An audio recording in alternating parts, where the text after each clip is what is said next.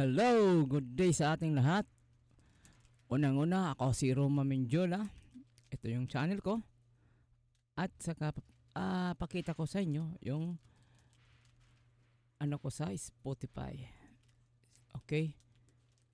Meron na akong account sa Spotify as a artist, independent artist, okay? Ito na yung itong latest ko dito ko ito ni-record. Dito lang sa kahit wala akong studio na kapag record ako, okay?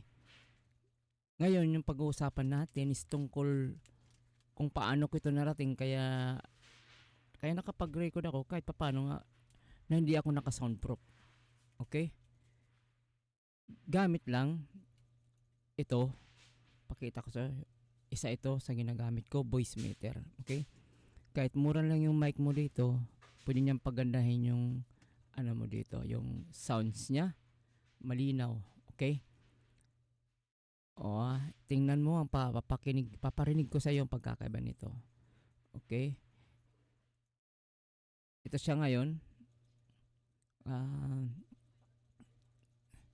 Gamitin natin yung ko lang settings. Gamitin natin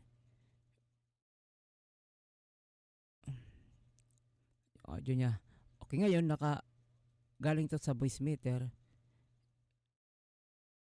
Gagawin ko mag-ano tayo ng audio pangalawa. Yung itong audio ko na may USB. Okay? Play natin. Pasting natin dito. Okay. Ngayon ito yung i-off ko muna to. Okay. Ngayon, ano yung tunog? Di ba? Yung tunog niya na hindi to siya naka-direct dito. Okay? Yan ang tunog niya. O kahit natin pagpalit-palitan natin ito, hindi mag-iba yung tunog niya. Ibig sabihin, ito yung ordinaryo na tunog ng mic ko. Okay? Ngayon, gamitin natin uli itong voice meter. Okay? I-off natin to. On muna natin to. Off. Okay, ngayon, ito na siya. Voice meter. Tapos, tingnan natin kung nag-iba ba yung tunog natin. Narinig nyo. Sound check mic, di ba? Balik natin dito. Dito pa lang makikita nyo na yung pagkakaiba nila. Malaking tulong ito sa pagre-record kasi minsan may mga tunog sa labas. Pwede ito na itong gate na to.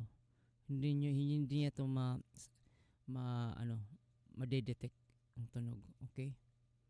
Pag nakagamit ka nito, okay? Walang distraction. Di gaya kanina pinakita ko sa inyo, in-off ko, hindi ko ginamit ito. Maraming nagpa-pop up ng mga tunog sa paligid ko kasi open lang kasi ito ng ano ko parang ano lang kwarto lang na ordinaryo, may bintana. Ito yung ano ko ngayon. Dito ako nagre-record kahit walang soundproof. Nagagawan ko naman ng paraan dahil sa mga ginagamit ko na mga software ang katulad dito. Okay? Sana may natutunan kayo na comment lang kayo kung anong gusto nyong malaman about sa pag-record ko.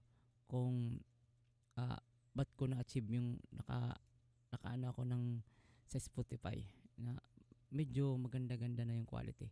Hindi man sabihin na gaya ng mga foreign or mga professional na maganda talaga. At least dito, malinis yung pagkagawa natin. Saka, pwedeng pakinggan ng tao. Okay? Salamat sa iyo ng marami. Peace out. Thank you.